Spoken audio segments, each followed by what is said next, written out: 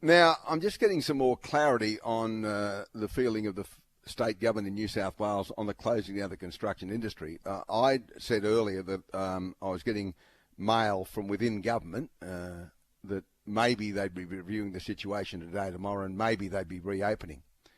Now, it's a bad decision if this is true.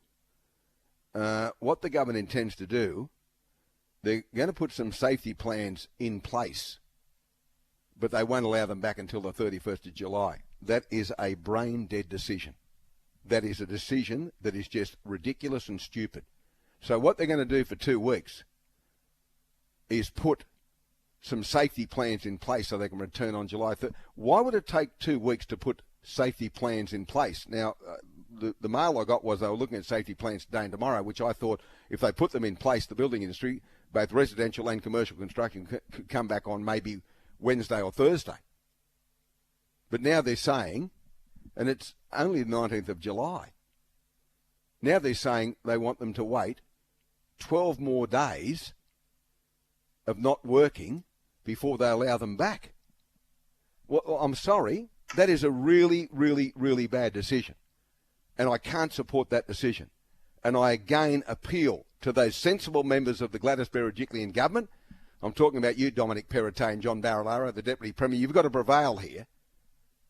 And yes, there should be safety measures put in place. And they should be put in place immediately. But it shouldn't take 12 days to implement those safety measures to make sure everyone's kept safe. The construction industry needs to be revived very, very quickly. And 12 days is not very, very quickly when we're talking about an industry that's been the lifeblood of the Sydney metropolitan area for the last couple of years during COVID. It's kept it pumping along. You've seen that from real estate prices to construction, all across northwestern Sydney, southwestern Sydney, western Sydney. You've seen it happen.